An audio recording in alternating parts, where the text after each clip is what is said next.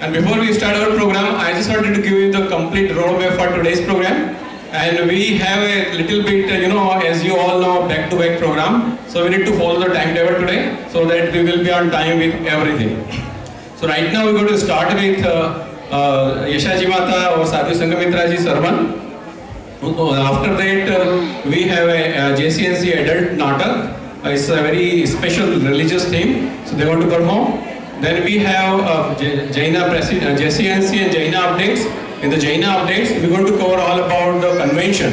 So that's the one. And then after that, we're going to start Pathshala cultural program. And the Pathshala cultural program is we have 22 entries. We're planning to cover these by 6:15. And then we have Swami Vasali dinner also today. And Mipa team is working on that. Then after that we have Aarti Mangal Divo, 7:30 to 8.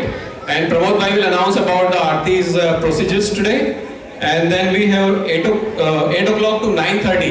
Today again we have a Bhavana lead by Sadhu Sanghamitra ji. So please plan to be there. So that's the overall roadmap today. So आज महावीर जयंती के उपलक्ष्य में हम यहाँ आए हैं, तो एक बार भगवान महावीर के जो हम बचपन से नारे सुनते आए हैं, एक बार if you can echo those words again one more time, let's do together. So वो पहला होता है जियो अहिंसा परमो धर्म. So मैं बोलूँगा अहिंसा परमो, आप सब बोलिए धर्म, अहिंसा परमो धर्म की जय, ऐसा भी बोल सकते हैं. तो let's do this one. अहिंसा परमो धर्म की, अहिंसा परमो धर्म की, जियो और अभी जीने भी तो दो, जियो और क्षमा वीरस्य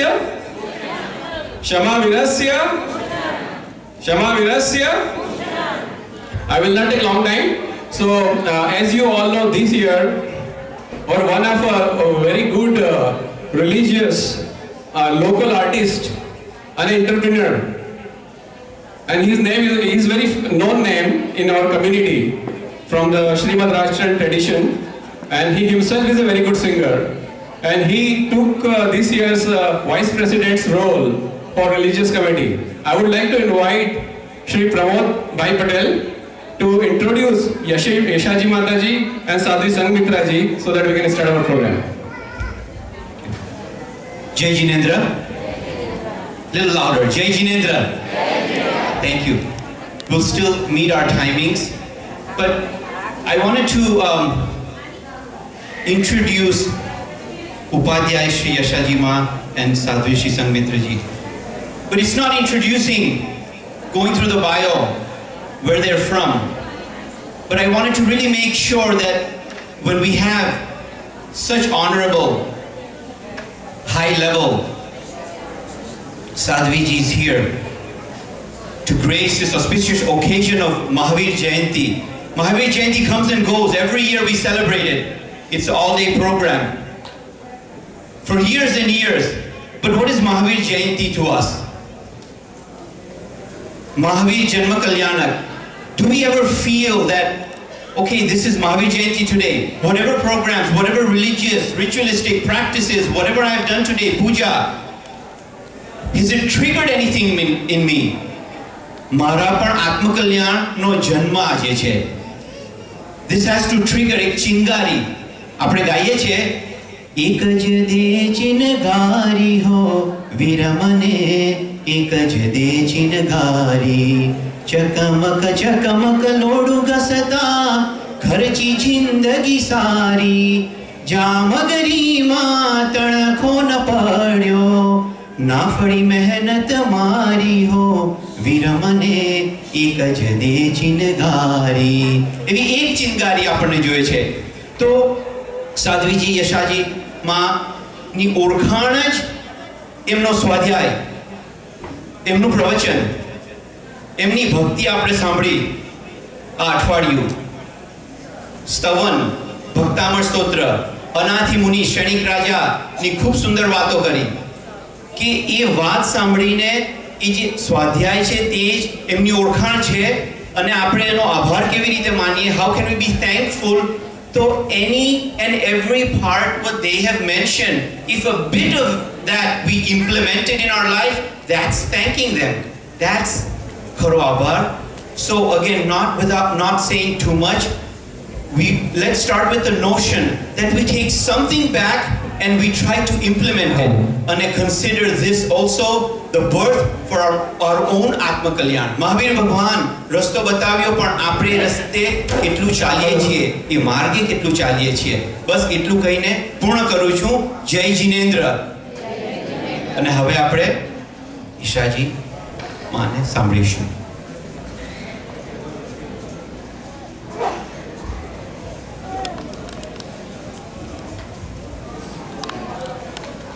સૌથી પહેલા તમારા બધાના ખૂબ ખૂબ અભિનંદન. તમે आप सब एक बहुत अच्छे उद्देश्य के साथ में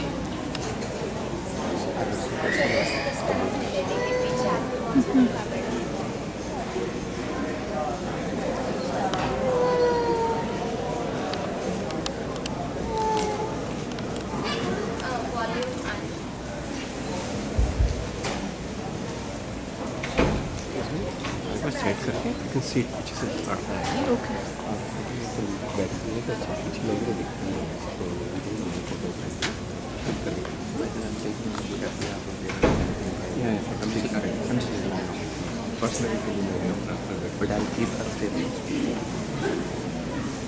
एक बहुत ही पवित्र भाव, पवित्र उद्देश्य के साथ में हम सब यहाँ पर बैठे हैं.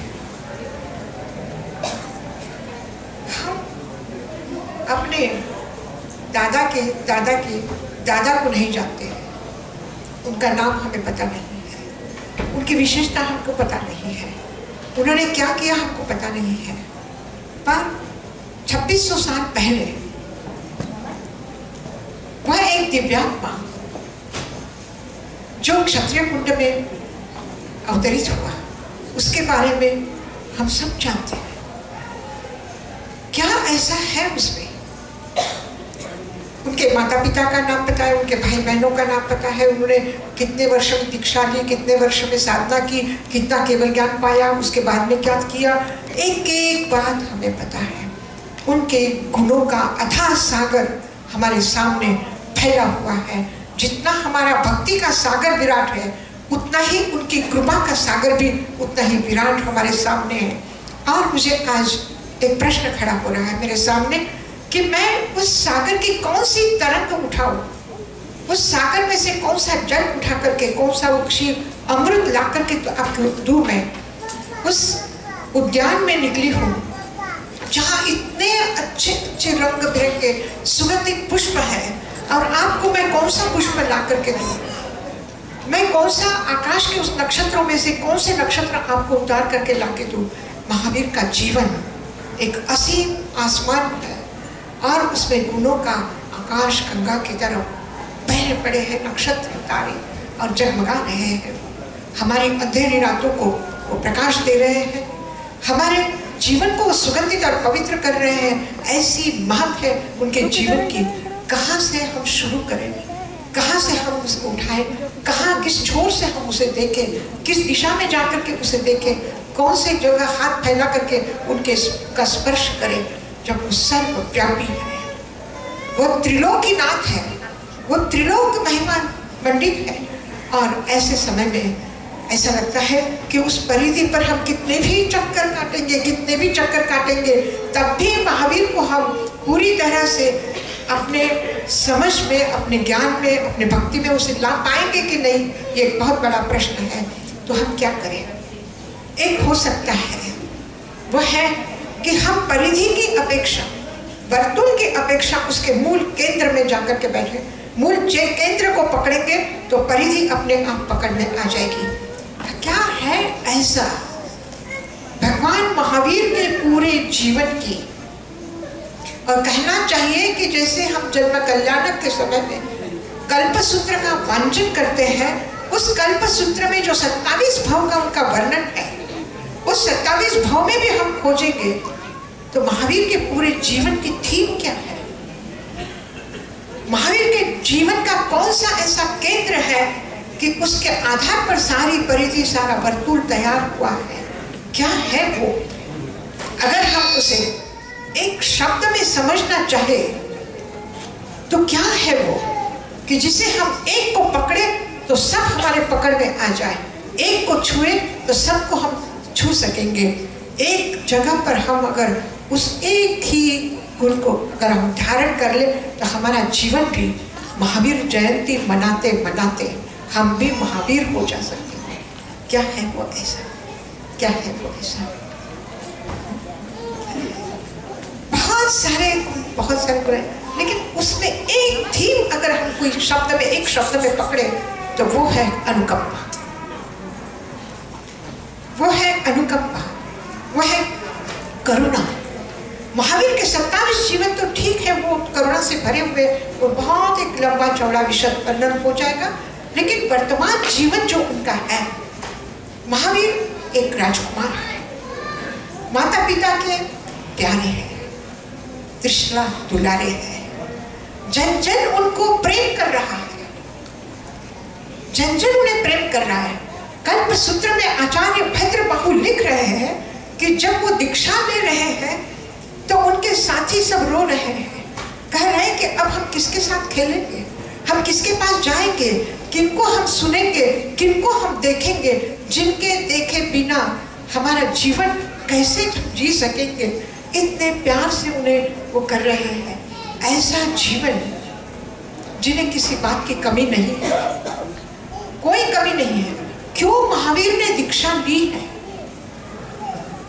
क्यों दीक्षा ली है? क्या कारण है? क्या उन्हें दुख था जीवन में? क्या उन्हें कोई अभाव था जीवन में? क्या उन्हें जो ऐसा था कि जो राज्य में रह करके नहीं मिल सकता था और उसके लिए दीक्षा ही लेनी पड़ी? कोई कारण ऐसा नहीं है, फिर भी वो दीक्षा ले रहे हैं। क्यों ले रहे हैं? क्योंकि उन्होंने अपने भीतर में जिस सत्य को जाना है, उस सत्य को,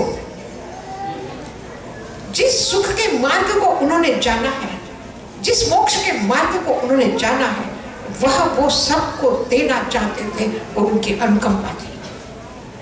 आचार्य ने प्रश्न जो पूछा है, उत्तर दिया है गणधरों ने कि सब जग जीव रखन दयाय, सभी जीवों की रक्षा दया अनुकंपा के लिए भगवान महावीर का सारा जीवन हमारे सामने आया है।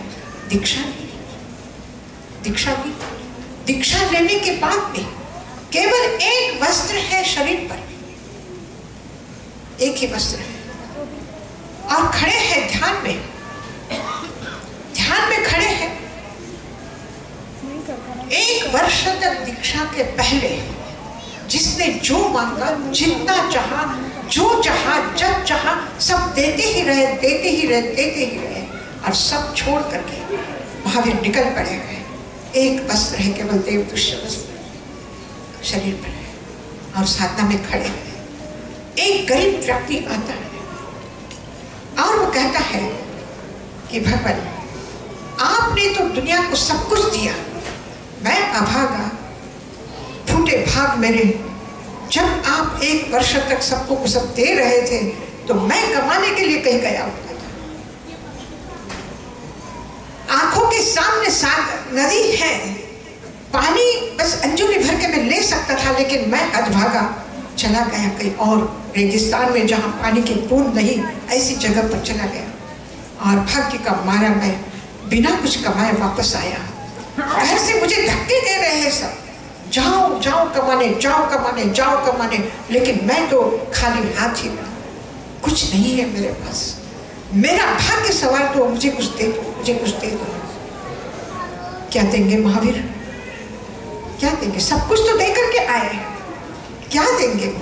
बोले मेरे पत्नी ने कहा है कि तुम जाओ, स्वामी तुमको सब कुछ दे देंगे। भगवान कृपा करो, कृपा करो। महावीर ने देखा कि उसकी नजर इस वस्त्र पर है, और तुरंत वो वस्त्र उतार करके महावीर उसे दे रहे। क्यों दिया वो वस्त्र? महावीर साधना में है, मौन है, कह सकते कि अभी मुझे मौन है।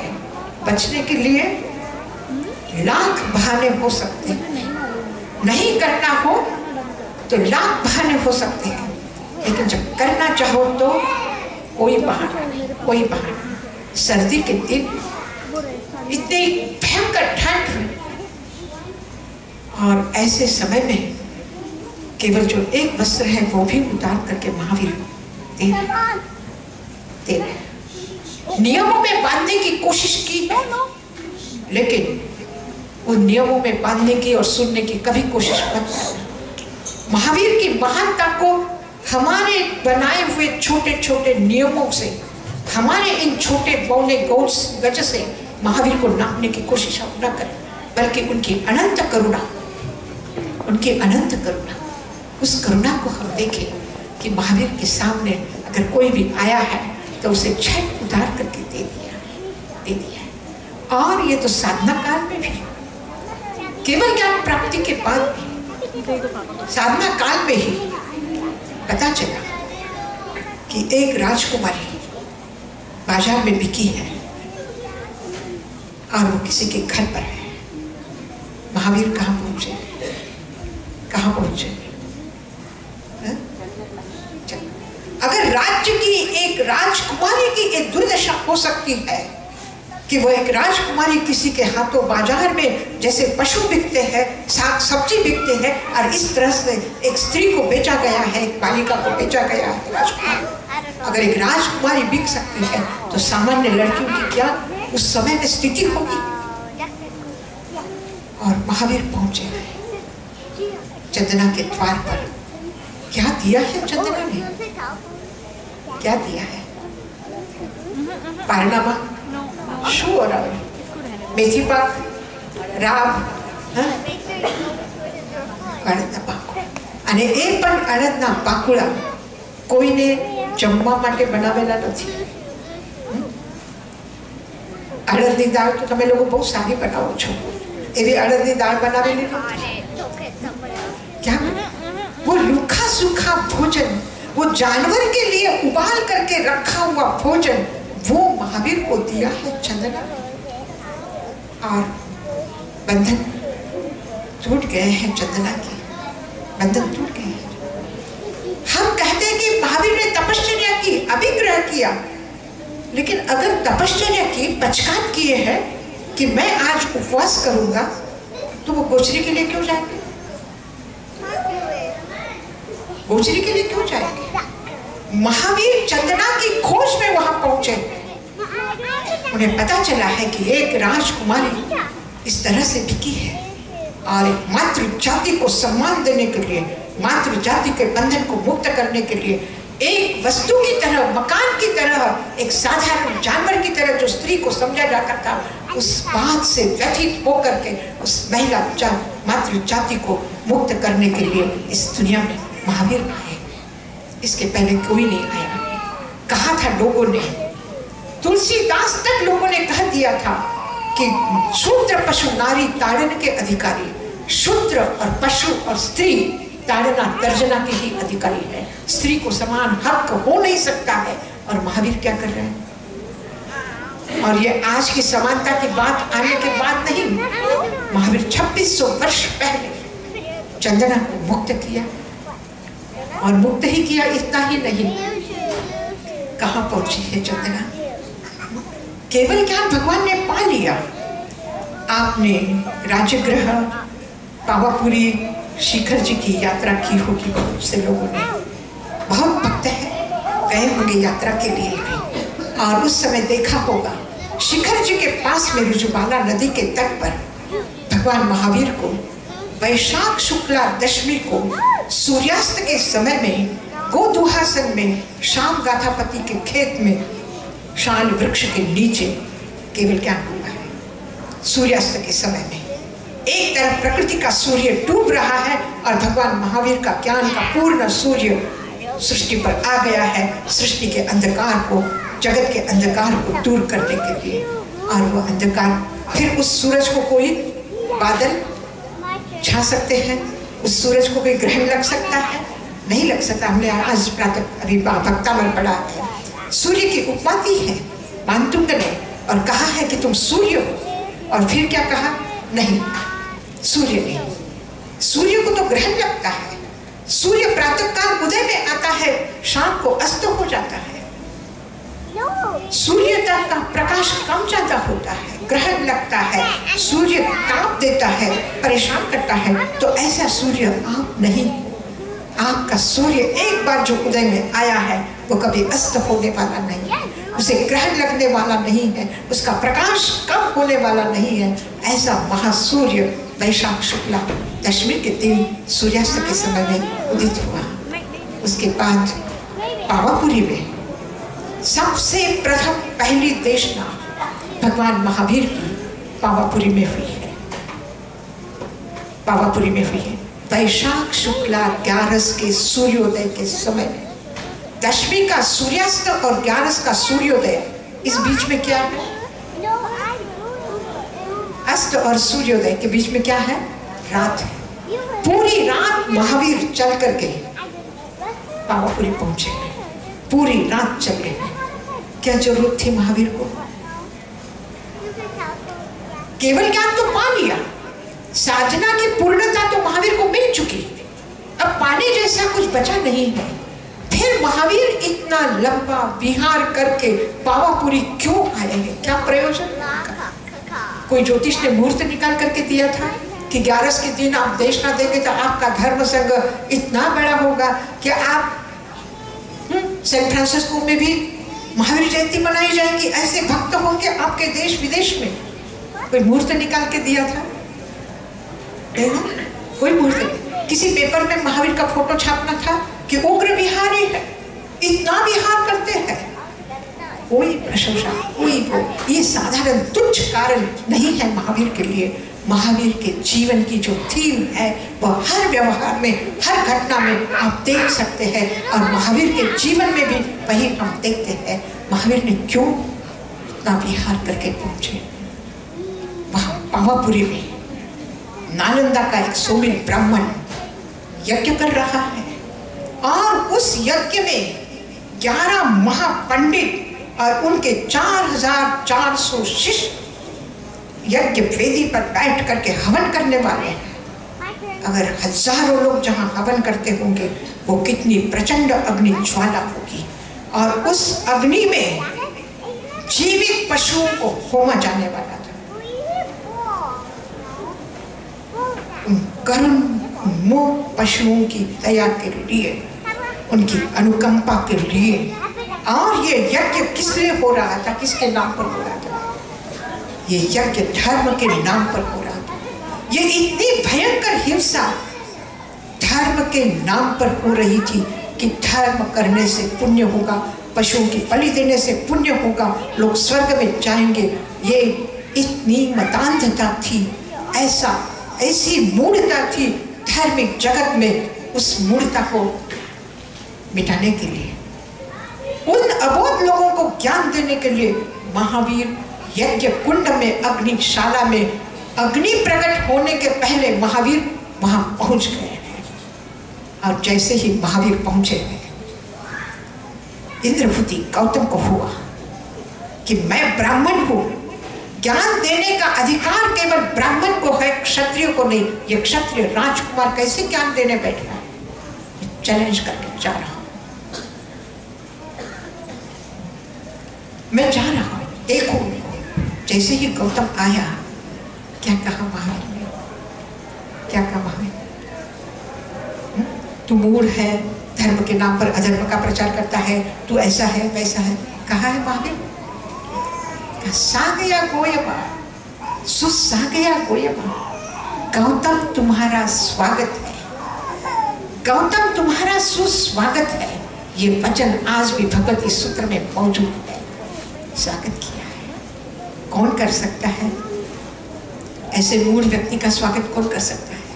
जो करुणावान है, जो अनुकंपावान है, जिसको ये तड़प है कि मैं इन अबोध लोगों को बोध दूं, मैं इन क्रूरता से व्यवहार करने वाले लोगों को दया और अनुकंपा का पाठ सिखाऊं, उन लोगों के लिए। और महावीर गौतम का इस तरह से भिगो देते हैं उस अनुकंपा में कि गौतम तत्काल उनका शिष्यत्व स्वीकार करते हैं, तत्काल उनका शिष्यत्व। और उनके शिष्य भी महावीर के शिष्य हो गए। और उसी दिन 11 कणधर और 4400 उनके शिष्य और चंदना उसकी भी दीक्षा। जैसे 14000 साधु के प्रमुख इंद्रभूति गौतम हुए हैं, गुरु गौतम स्वामी हुए, वैसे 36000 साध्वियों की प्रमुख चंदना हुई है।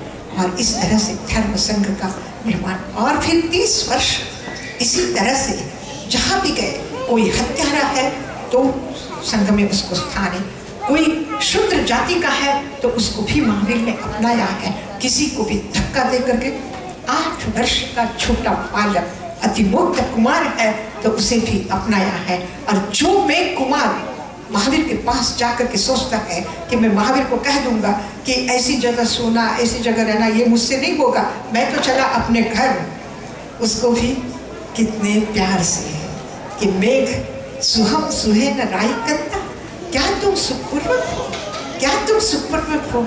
शब्द और वचन की अपेक्षा उस शब्दों में जो मातृत्व भर करके ममता लुटाई है महावीर ने, और एक एक व्यक्ति को, संघ के एक एक साधु को, संघ के एक एक श्रावक को, अगर श्रावक के घर में भी पता चला महावीर को किसी पति पत्नी के झगड़े हुए हैं तो वहां पर भी महावीर अपने शिष्य को भेज करके उनको समझाया है। आपको आश्चर्य होगा कि एक विद्राग व्यक्ति, एक सर्वज्ञ व्यक्ति और इतनी छोटी छोटी बात का ध्यान रख करके उस व्यक्ति को वहां से दुख से मुक्ति देता है, तो ऐसा मुक्ति देने वाला, वो मोक्ष देने वाला, दुख से मुक्ति ही मोक्ष है। और महावीर ने सांसारिक जीवन से भी, बचपन से भी, साधना में जीवन में भी जहाँ जहाँ दुख और पीड़ा देखी, पशुओं की पीड़ा देखी, वृक्षों की पीड़ा देखी, सामान्य जीवन की पीड़ा देखी, और सभी जगह, चाहे वो सामाजिक जीवन में हो, चाहे वो पारिवारिक जीवन में हो, चाहे वो साधना में जीवन में हो, हर जगह महावीर खड़े हैं। तो आज हम जो महावीर जयंती मना रहे हैं, तो हर जगह महावीर हमारे कहाँ होने चाहिए? केवल पालना में झूला करके, त्रिशला माता झूलावे करके घर जाएंगे और महावीर हमारे पालने में नहीं दिखाई देंगे, तो ऐसा नहीं होगा। महावीर हमारे साथ होंगे, महावीर हमारे हर क्षण हर पल, अगर किसी के साथ में भी हम डांट करके किसी को कुछ कह सके तो उस समय भी महावीर हमारे सामने खड़े हो जाए कि महावीर ने गौतम को कितने प्यार से बुलाया, महावीर ने अतिमुक्त कुमार को भी कितने प्यार से बुलाया है कि नो निंदे नो हीले, कहा कि अतिमुक्त कुमार की ही निंदा मत करो, अवहेलना मत करो। और इतने, और ये अनुकंपा का ही चमत्कार है कि आज हम जो विरायतन की मूल थीम आचार्य जी लेकर के चले हैं, तो वही कि महावीर का वस्त्र दान और उनकी अनुकंपा, और उस आधार पर विरायतन की नींव अनुकंपा के आधार पर रखी गई है। और आज हम उस चमत्कार को देख रहे हैं, जहाँ अपने जन्म कल्याणक स्थान पर, जहाँ मंदिर के पास में इतनी पशु बलि होती थी कि मंदिर में दर्शन करने के लिए जाना भी मुश्किल हो जाता था, आज वहाँ पर इस महावीर जयंती को रिछवाड़ में 23 तारीख को गांव के लगभग 4000 लोग महावीर जयंती मनाने अपनी विरायतन की जो स्कूल चलती है वहाँ पर तीर्थंकर महावीर विद्या मंदिरम, उसमें एकत्रित होकर के सुबह से शाम तक महावीर जयंती मना रहे थे। आपकी तरह ही भोजन है, भजन है, सत्संग है, सांस्कृतिक कार्यक्रम है, और महावीर के जीवन की हर घटना का इस तरह से बच्चों ने, स्कूल के बच्चों ने प्रस्तुत किया कि गांव वाले इतने अभिभूत हुए, इतने अभिभूत हुए। जो एक नक्सलाइट एरिया है, जो एक क्रिमिनल एरिया है, वहाँ जब हम लोग जाते हैं तो वहाँ के एसपी वगैरह लोग भी कहते हैं, माता जी अभी वातावरण ठीक नहीं, आप मत आइएगा। ऐसी जगह पर आज वहाँ 4000 लोग गांव के एकत्रित होकर के महावीर जयंती के दिन प्रतिज्ञा करते हैं कि हम इस प्रदेश को अहिंसक बना के रहेंगे। आज हम इस देश को अहिंसक बना के रहेंगे। ये रिछवाड़ की भूमि से फिर से महावीर का संदेश जहाँ जन्म लिया है वहाँ से उठेगा। पावापुरी में भी आप देखेंगे तो यही बात है, बच्चों में ऐसे संस्कार आए। एक समय यह था कि जब उनको कुछ देने जाओ तो वो ले करके फिर लाइन से बैठा करके देंगे, तो यहाँ मिला, यहाँ से उठा, वहाँ जाकर के बैठा लाइन में और फिर लेने के लिए तैयार। अभी पावापुरी और रिछवाड़ के बच्चे कलकत्ता संघ के आमंत्रण पर पंच कल्याणक की नृत्य नाटिका, और वो भी उनको हिंदी भी अच्छी नहीं आती है, ऐसे बच्चे गुजराती सीख करके कलकत्ता में 2 दिन 14 और दीपावली के दिन 3-3 घंटे का प्रोग्राम दिया और जन्म कल्याणक पंच कल्याणक का प्रोग्राम किया उन्होंने नृत्य नाटिका के साथ में। और उस दिन जब बच्चे तैयार हो रहे थे तो सीमा नाम की एक लड़की है, उसके हाथ से वो टेबल पर एक जो ग्लास था वो फूट गया तो वो रोने लगी। बोले अब हमारे टीचर मुझे डांटेंगे, माताजी क्या कहेंगे, तुमको ठीक से रहना नहीं आया, ये करना नहीं आया। वहाँ अपने संग की बहनें थी, तोरल बहन थी, सोनल बहन थी, सब लोग समझाया कि बेटा तो रो मत, कोई बात नहीं। बोले नहीं हमारे टीचर हमको डांटेंगे। तो बोले जब डांटेंगे तो बोल देना कि मैंने नहीं तोड़ा, हमारा नाम ले लेना, गीता बहन ने तोड़ दिया बोल देना। बोले नहीं, माताजी ने हमको सिखाया है झूठ नहीं बोलना। हम तीर्थंकर महावीर विद्या मंदिरम के बच्चे हैं, हम झूठ नहीं बोलेंगे, चाहे कितने भी डांट पड़े, चाहे कितना भी कुछ करना पड़े, तभी हम झूठ नहीं बोलेंगे। ये संस्कार आज उस भूमि में आए हैं। क्यों आए हैं? कि आपने अनुकंपा के भाव से उनके तरफ हाथ बढ़ाया है और उनके तरफ आप पहुंचे हैं। उनके एजुकेशन का, उनके हेल्थ का, उनके क्या आप जो ध्यान रख रहे हैं, आप उन्हें जो लोकार मंत्र सिखा रहे हैं, आप जो उन्हें भगवान महावीर के बारे में अनुकंपा के बताते हैं कि ये आपके प्रदेश के, आपके गांव के महावीर है और उन महावीर ने इतना काम किया, उससे प्रभावित होकर के आज हम अनुकंपा का भाव लेकर के अपने परिवार में भी हर व्यक्ति के साथ में हमारा पूर्ण प्रेम पूर्ण व्यवहार होना चाहिए। कोई झूठा नहीं है, न माता झूठी न पिता झूठे। ये सारे वैराग्य के गीत अलग है, लेकिन महावीर की करुणा अलग है। महावीर है और उस महावीर का हमारे भीतर में ऐसा जन्म हो और ऐसा हमारा जीवन बदल जाए कि उस प्रेम और करुणा में हमारे सारे कषाय क्षय हो जाए और हम महावीर को अपने भीतर में साक्षात देख सके। इस भाव के साथ में मैं आप सबके लिए आपका सबका अभिनंदन करते हुए कि हम अपने महाप्रभु के, हमें गौरव है कि ऐसे प्रभु हमारे भगवान हैं। उस भगवान ने इस दुनिया को क्या नहीं दिया है, उनका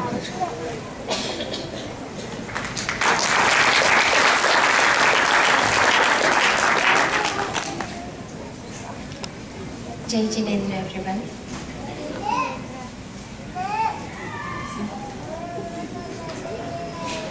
I am extremely happy to be here again.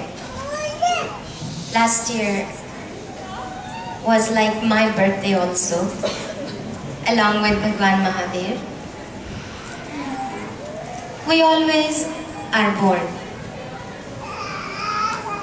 in new thoughts, in new ways, when we change our thinking, when we transform from within. That is our birth. I, believe me, have written maybe 15-20 pages to be able to read to you, thinking that these are real good thoughts and might make difference in all of our lives. But today I don't want to read those pages to you. I just decided 5 minutes ago, I do not want to read those pages to you. I think we all know what good thoughts are. We all know what we are supposed to do. And what we want to do, what our dreams are, what our hopes are, what Mahavir has said. We know, we pretty much have a good idea of what ahimsa is, what satya is, what aparigraha is. And if not, we can always ask questions and talk about them. But lecturing you all is the last thing that I want to do. I thought, first I want to introduce myself to few of you because some of you came to me and asked me who I was and why I took Diksha. We would probably have a little bit later, some other time, longer sessions, but in short, my name was Mangalam before Diksha. I lived in North Carolina for 17 years. I was married to a doctor and I had a 13-year-old daughter. Everything still exists. I just am a new person, as I said. I am a disciple of Acharya Chandanaji. Few of you know her, few of you, if you don't. She's an amazing person who amazes me every minute of the day. And I am so glad that I am getting to spend my life with her.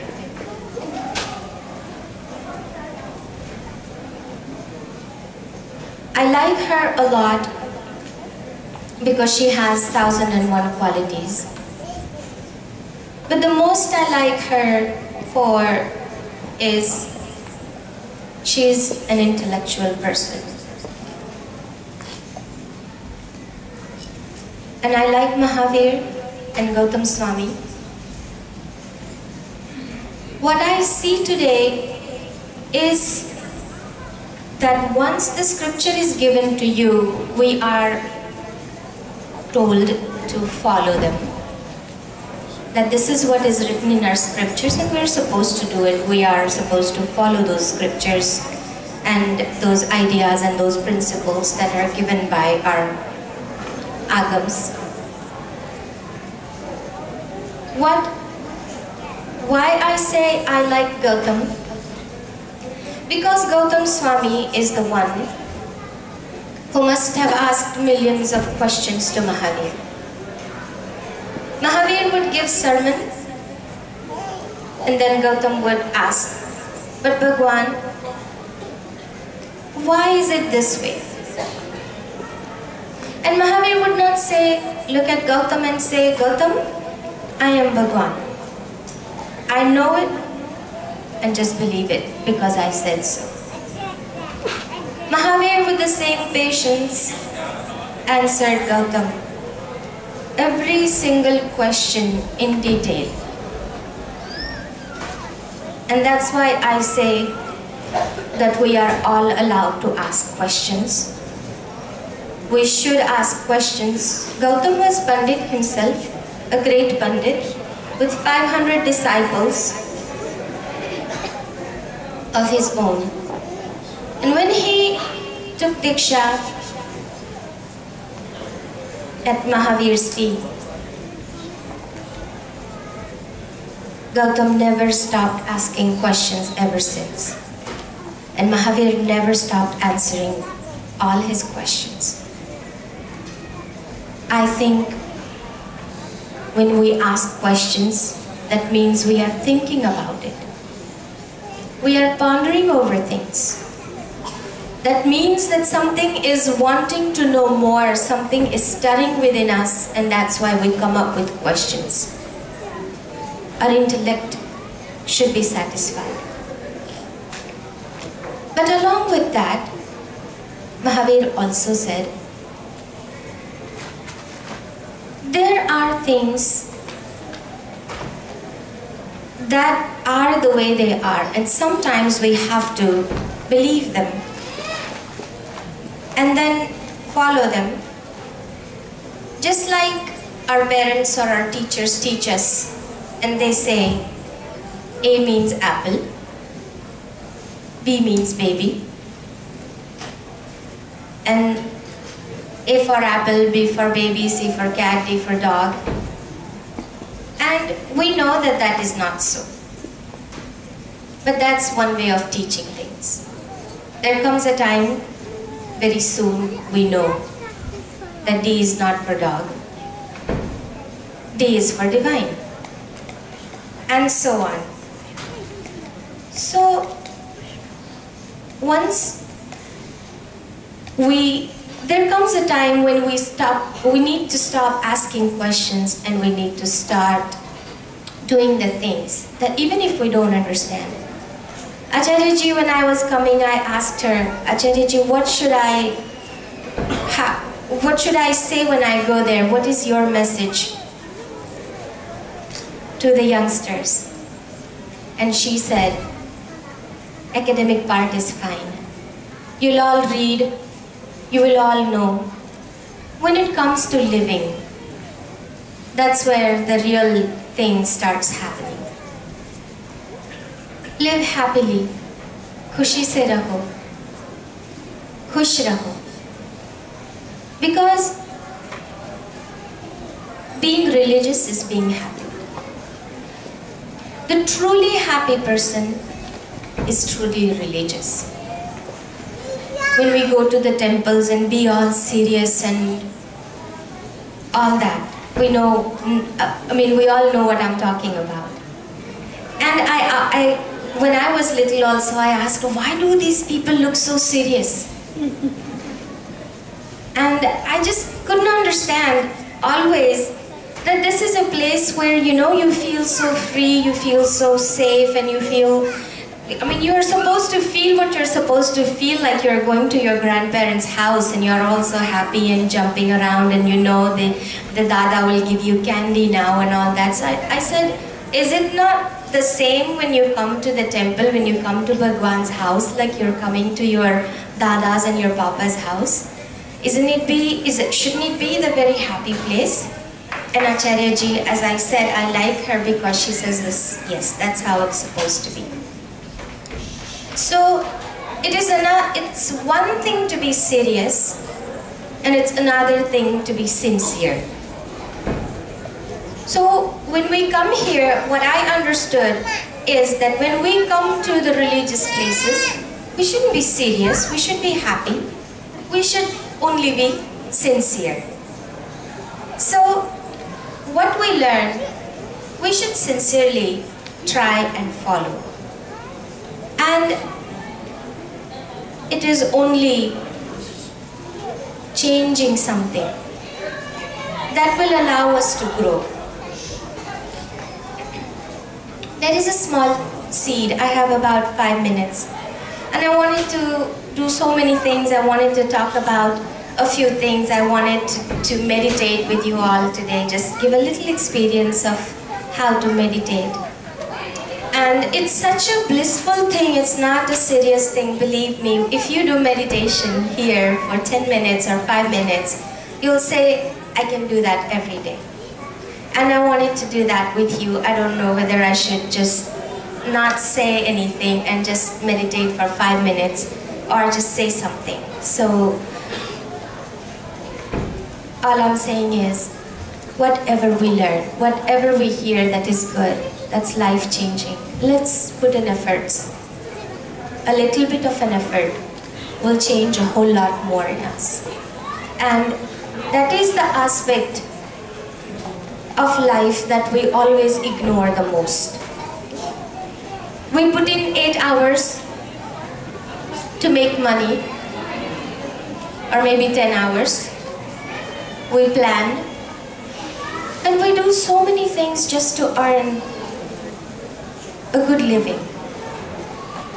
But then we don't think, what are we living for? And that's why we feel miserable. Because all the time that we put in is in thinking, planning, and working at it. And then we hardly ever get a chance to think why we are living. What are we doing with our time? And we don't always need to think of holy and, do prayers and go to temples and chant and all. But sitting at home, Pratikraman, we say that it's a very boring thing. Trust me, I used to do that also.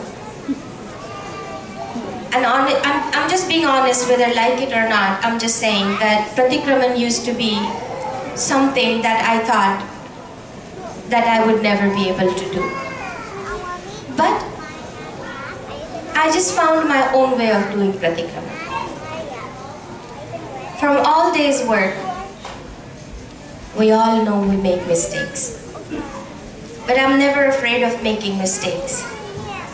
But I always make sure that I go back in my day, in the evening, sit on my happy chair, stretch my body and think, what could I have done differently? What could I have done to make the situation a little bit better? And then, if I figure out that I had made a mistake, I immediately go and ask for forgiveness. And if I think that I was right, then I hold my grounds and say maybe next time I can still be more humble, and still sometimes be more polite and have things in different ways. Look at it a little differently. And so I just feel, is it okay if we do meditation for like 5 minutes? Yes. Can we? Yes. Yes? Okay.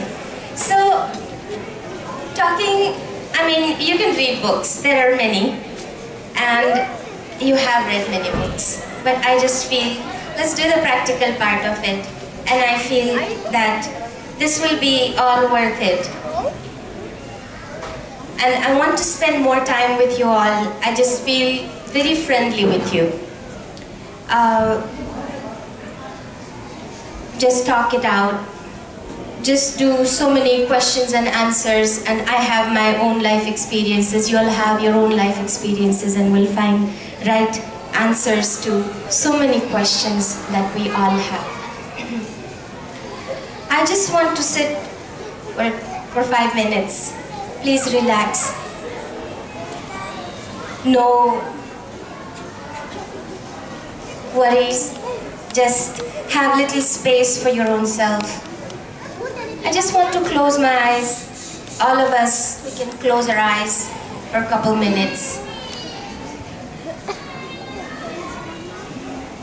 It is, I will talk, and you can just have that feeling.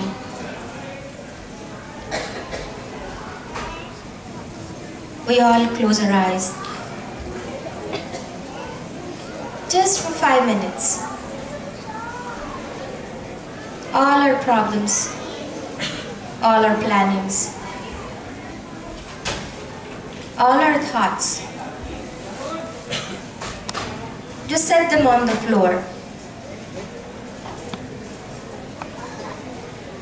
Nowhere to go, nothing to do.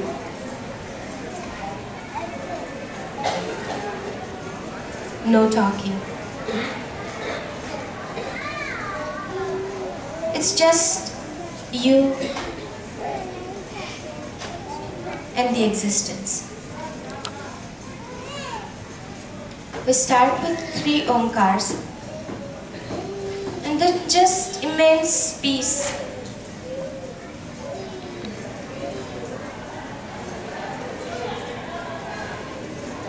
We all can sing together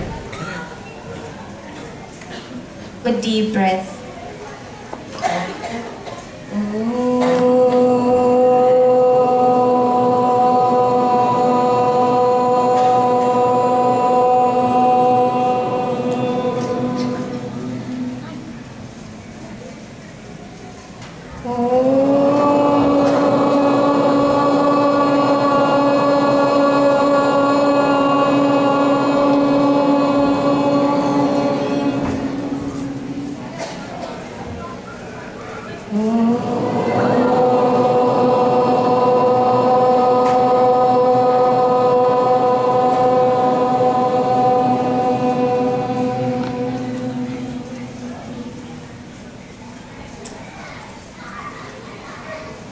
Let that peace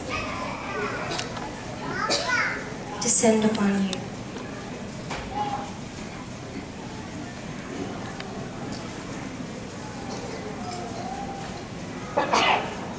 Me in my own existence. What am I here for?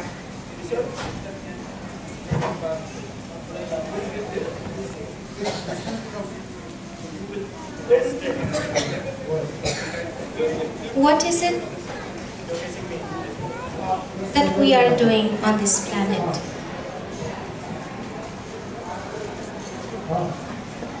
What is our role?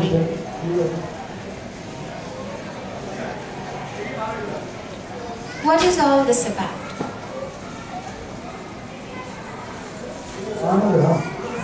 Can there be a time of day when even for 5 minutes or 10, we can put all this heaviness of worries, of anxiety, of relationships, just put on the side and just be ourselves. Light like birds, flying with no fear, enjoying the breeze, enjoying the sunlight, and just have the glimpse of that divinity, maybe someday. Feel that lightness.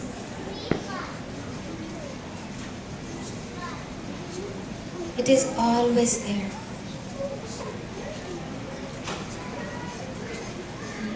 How do we keep on missing this? And why?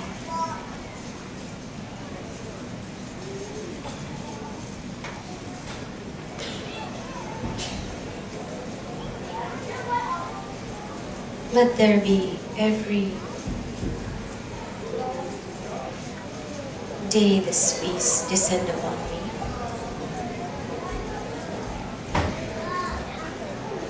There is no need